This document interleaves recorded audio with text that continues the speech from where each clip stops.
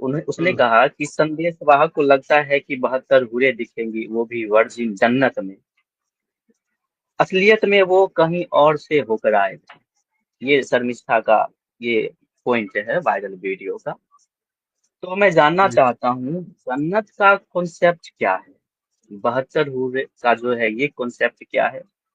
और इसमें संदेशवाहक जो है उसकी भूमिका क्या है इसमें? देखिए, ये समझाने से पहले मैं आपको एक छोटी सी चीज आर्गुमेंट के तौर पर, बेस के तौर पर मैं आपको आपके सामने रखता हूं, ताकि एक बेस तैयार हो जाए, फिर आपको मेरा आंसर जो है वो समझ में आए। जी जी। बेस ये है कि एक व्यक्ति बाजार में मजदूरी करता है। अगर आप उससे अपना कोई काम कराना चाहते हैं, तो आप उसको सबसे बेस्ट ऑफर क्या देंगे? यही ना कि आपको 500 रुपए की मजदूरी मिलती है, आप मेरे साथ मेरा ये काम करने चले, मैं आपको 1000 रुपए दूंगा। यही यही हो सकता है ना, ताकि वो आपकी बात जी मान ले। जी। अब एक नेता है जिससे आपको अपना कोई काम कराना है, क्या आप उसको ये ऑफर दे सकते हैं कि नेताजी मेरा ये काम कर दो, मैं आपको 1000 रुपए दूंगा?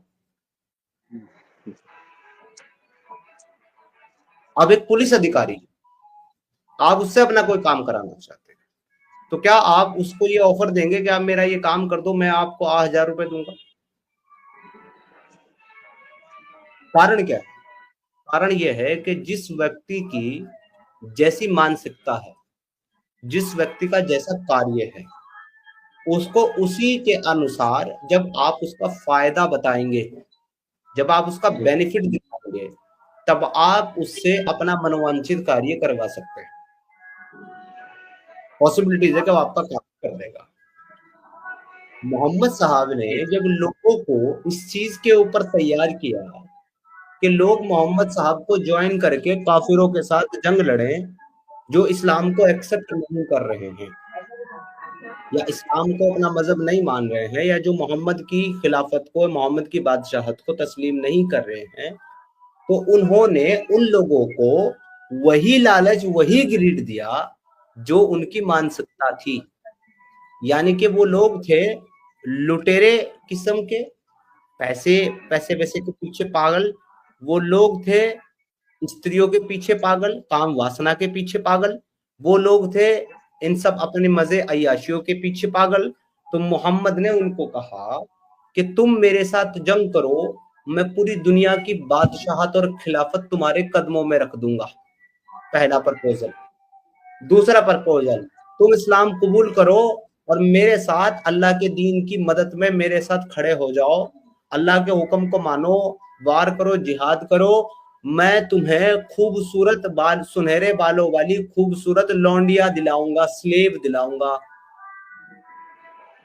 तो जब मोहम्मद साहब ने उनको दुनिया में लड़ने का ये प्रपोजल दिया कि मेरे साथ लड़ो, जिहाद करो, तुम्हें माले गनीमत में काफिरों का माल और उनकी माँ बहन बेटियां के लिए मिलेंगी, तो लोग इस पर तैयार हो गए।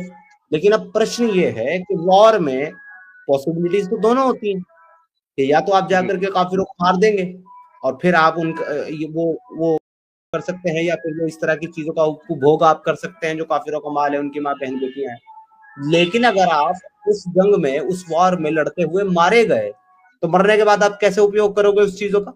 आप तो जान ही चली गई।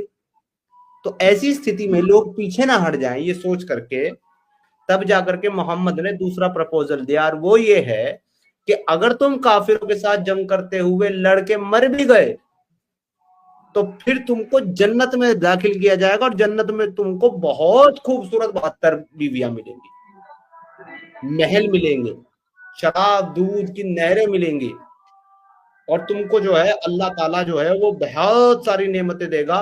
तो उनको दुनिया में अगर वो जीतते हैं, काफिरों को कत्ल करते हैं, तो तब भी उनका बेनिफिट, और अगर वो काफिरों से लड़ते हुए मर जाते हैं, तो तब भी उनका बेनिफिट।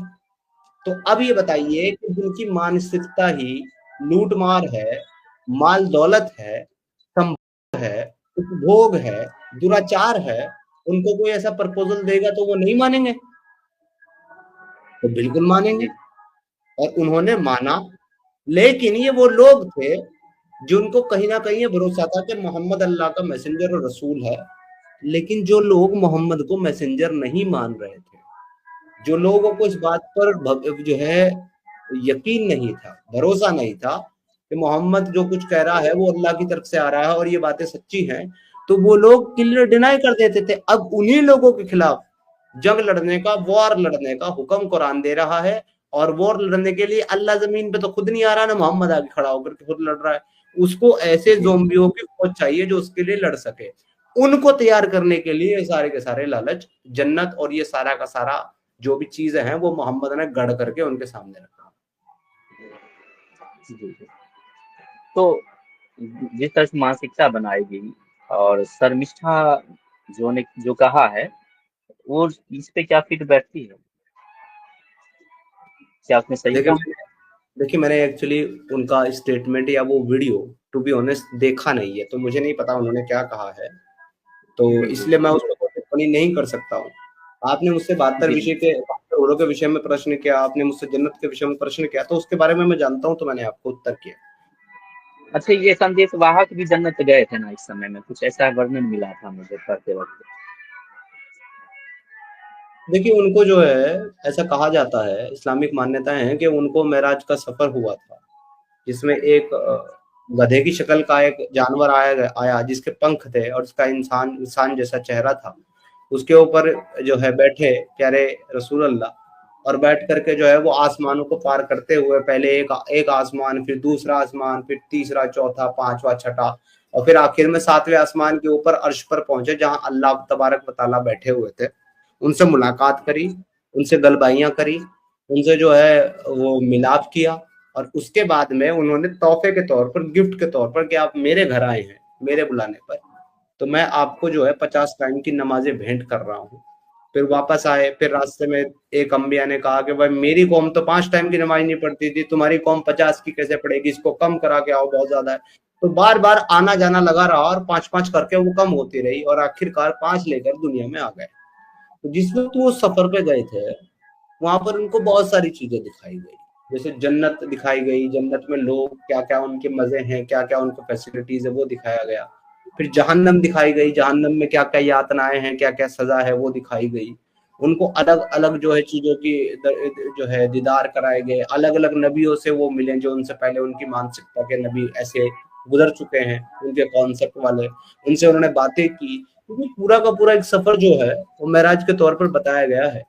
तो ये तो इस्लामिक मान्यता है, लेकिन एक चीज मैं यही बता बात, दूं। लेकिन जब यही बात जब नुपुर शर्मा बोल रही थी कि आपने जानते हैं उनके बारे में, तो उन पे सब जी, संशय जुदा के ये हो गए थे, यही बात। नहीं उन्होंने एक्चुअली सिर्फ यही बात नहीं बोली थी, उन्होंने एक और बात बोली थी कि मैं कह दूं कि आपके रसूल अल्लाह ने 6 साल की बच्ची आयशा से शादी की है। तो देखिए ये सारी की सारी चीजें जो हैं इनके अपने स्क्रिप्चर में लिखी हुई है, लेकिन जब कोई जी जी। मुल्ला बयान करता है मिंबर पर बैठकर अल्हम्दुलिल्लाह, सुभानअल्लाह, माशाअल्लाह कर करके, तो तब ये सुभान अल्लाह, अल्हम्दुलिल्लाह ऐसे करके तालियां पीटने लगते हैं मुसलमान। लेकिन जब यही बात आपके जैसा कोई गैर मुस्लिम, मेरे जैसा कोई मुर्तद, या फिर नूपुर शर्मा जैसी कोई हिंदू कह देती है ना, तो इनकी तशरीफ में अंगारे सुलग जाते हैं, ये उछलने लगते हैं, ये स्प्रिंग बॉल बन जाते हैं कि भाई आपने ऐसा कैसे कह दिया।